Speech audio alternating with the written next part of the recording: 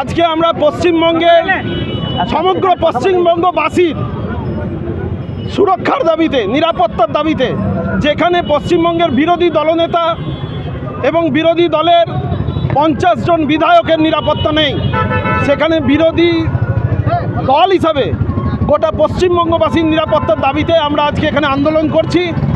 আমরা পথ অবরোধ করেছি, কিন্তু সাধারণ মানুষের যে যাতায়াতের অসুবিধা, তাদের কথা বিবেচনা করে বর্ধমানের প্রাণকেন্দ্রে আমরা এই অবরোধ তুলে নিলাম। কতক্ষণ অবরোধ হয়ে গেছিল? আমাদের অবরোধ হয়েছে 15-20 মিনিট হয়েছে। আগামী দিন এরকমই কি প্রতিবাদে জানাবেন আপনি? আগামী দিনে আরও বৃহত্তর প্রতিবাদ চলবে।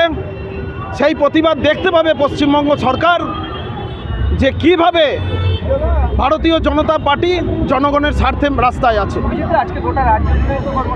গোটা রাজ্য জুড়ে এই কর্মসূচি। 26শে বিধানসভায় ভোটে কতটা শক্তিশালী লড়াই দিতে পারবে? 26শে বিধানসভা ভোটে তৃণমূল দলটা আর খুঁজে পাওয়া যাবে না। তারপর